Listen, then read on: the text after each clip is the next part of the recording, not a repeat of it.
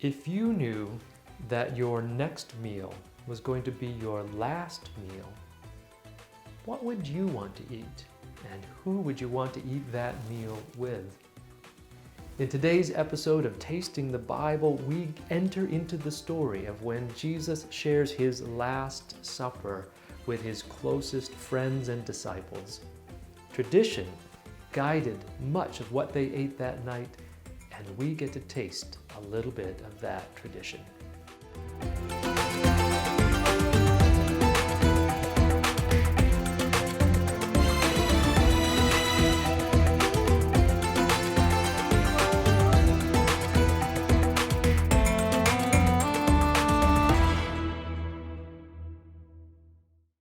Today we get to try something savory and something sweet, something aromatic and something full of spice.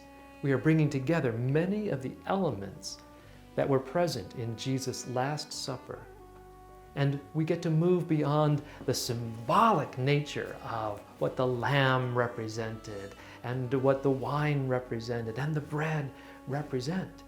And we actually get to taste them. And so before we move into the story, here are our recipes. For our lamb with rosemary and lavender, here's what we need. We need a half a cup and a couple of more tablespoons of olive oil, a quarter cup of minced rosemary, 3 tablespoons minced fresh lavender leaves, 4 garlic cloves, grated or crushed or minced, about 3 to 3.5 pounds of lamb. This can be in the form of lamb steaks, which we are doing today, or leg of lamb. Kosher salt, freshly ground black pepper, a couple of medium shallots thinly sliced, a half a cup of pitted dates thinly sliced, a teaspoon of honey, and a quarter cup of cider vinegar. Preheat the oven to 450 degrees. In a small bowl, whisk together a quarter cup of the olive oil with the rosemary, lavender, and garlic. Season the lamb all over on both sides, if using lamb steak, with salt and pepper. Now rub that herb oil all over each side of these lamb steaks and set them onto the grilling dish. Roast the lamb for about 15 minutes until just starting to brown. Check often. Turn the steaks over so that they're browning on the other side. Do not overcook. While those are cooking, in a medium saucepan, heat the remaining 2 tablespoons of olive oil until simmering. Add the shallots, the dates, honey, and a pinch of salt and cook over moderate heat, stirring occasionally, until the shallots are softened, about 7 minutes. Add the vinegar and cook, stirring occasionally until most of the liquid has evaporated and the jam is thick, about 3 to 5 minutes. Season with a little salt and let cool. When your lamb steaks are done in the oven, remove and place on a plate, and then add the shallot date jam over the top and serve. For our horosis, take 3 medium apples, Gala or Fuji, peeled, cored, and finely diced. Use the seeds of 1 pomegranate if available, half a cup of raisins, 1.5 cups of nuts, whether they're walnuts, almonds, and pistachios. Toast them lightly, cool them, and chop them coarsely. A half a cup of sweet red wine, 1.5 teaspoons of ground cinnamon, 1 tablespoon of honey, and in a large bowl, stir together all the ingredients. Store this covered at room temperature until ready to serve. Our Bible story for today is so essential to Christian identity, and yet it has its roots deep in Jewish heritage. The story revolves around the Passover, and this Passover meal is full of symbols.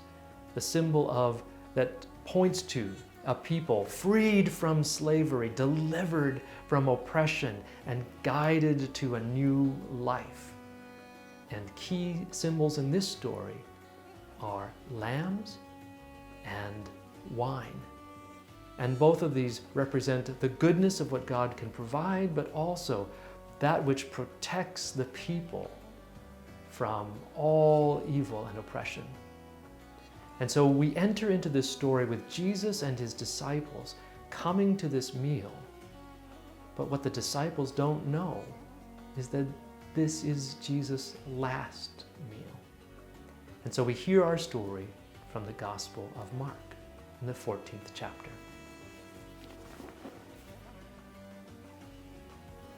On the first day of unleavened bread, when the Passover lamb is sacrificed, his disciples said to him, "Where do you want us to go and make the preparations for you to eat the Passover?"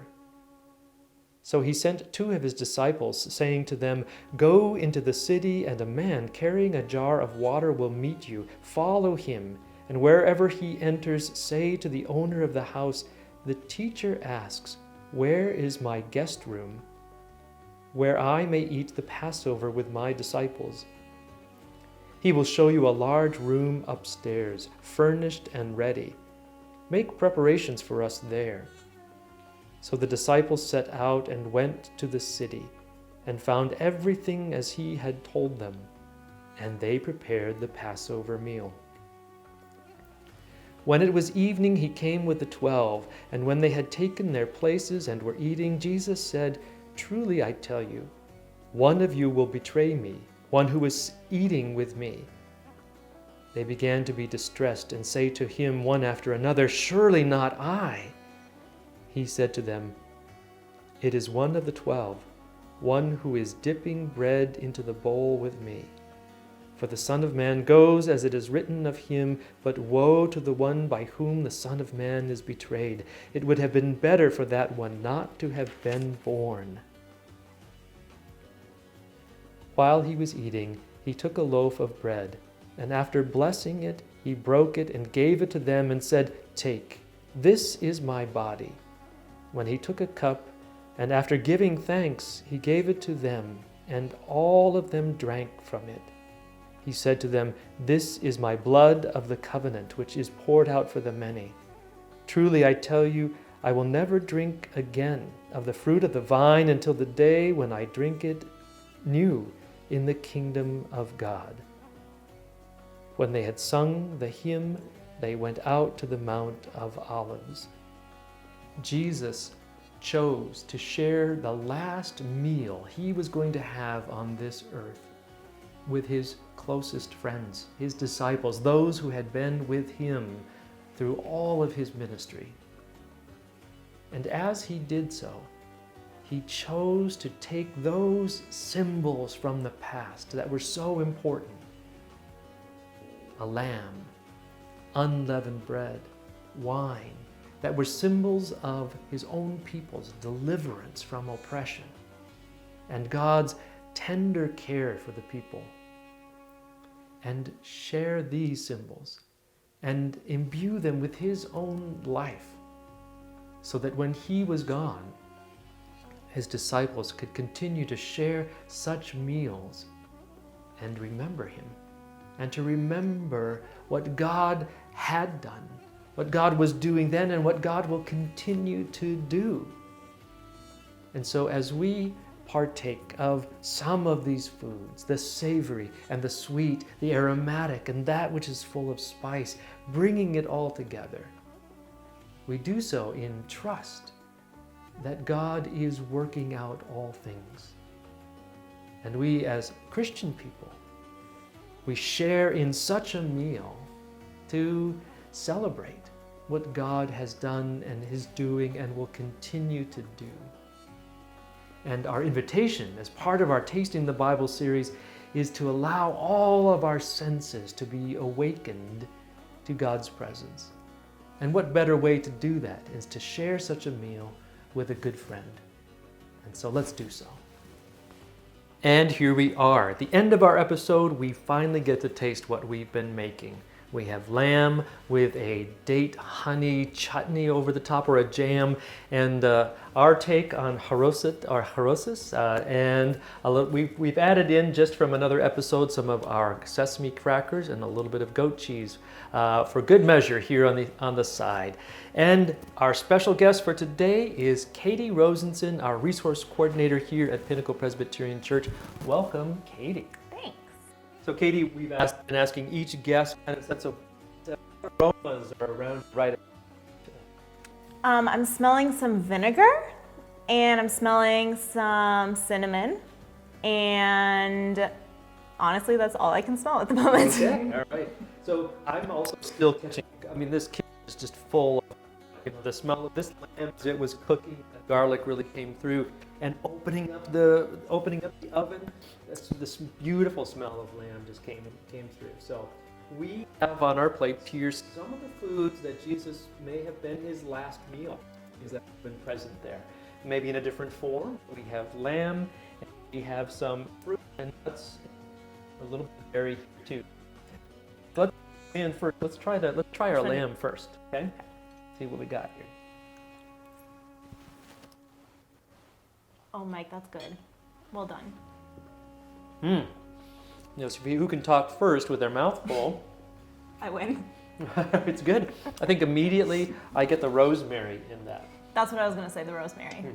Definitely comes off first. Is there actually vinegar in this, or? Not in this, but there will be some in the, okay. Oh, you're right. Let's taste the jam that's on the top, and that's where the vinegar is. That's what it is. Yeah. Yep, that's definitely where the vinegar is. Very tangy. The recipe called for apple cider vinegar, and that's what we used. I might use something less strong than that if I made this again. It's almost a little overwhelming, but very tangy. It is. I actually like it. I think it adds some nice flavor to the meat. I think you did a very good job. So we have these Middle Eastern flavors. Like, I always think of rosemary, I think of the Mediterranean. And so there's so many countries border on the Mediterranean here. So we have all of these things that would be representative of those countries. Let's try this harosis, right? And this comes from a word in Hebrew that means mortar, which is the stuff between bricks. And so it's supposed to be representing that which was between the Israelites when they were in Egypt, and they were forced to make bricks and to build buildings, and that they had to make a lot of this mortar. So here we go. This is a sweet take on that. So this is interesting to me. I have harosis all the time because that's part of my cultural food. And when we do it, I can tell that we have a lot more wine involved, and we have a lot more cinnamon involved. But this is still very good, and I think lots of families make it in different ways. I saw like 30 different recipes online when I was researching this. Yeah. And the immediate thing that comes through to me is cinnamon. And we've talked a little bit in our series about many of the spices that would have been available in Jesus' time around his area came from much farther away. India or further if it belonged. So cinnamon would have been part of the spice trade that was very, very prevalent in those days. So tasting foods like this, I'm sure you've been through this before, but how do foods like this help you to step into that scene of Jesus' last meal? I love doing things like this because when you read scripture, sometimes it can feel a little bit distant. Whether it's the language that's used or it's the culture that you don't have any direct interaction with. And so when we do things like this, it makes me stop and imagine myself in the space and imagine myself in the culture, imagine myself with the people and the relationships. It all kind of comes alive when you eat the food. Very nice. So there you have it. We've been through 6 episodes of Tasting the Bible. We'll take a little break for a while, but please do look again for our series, Tasting the Bible. But in the meantime, enjoy diving into scriptures through all of your senses.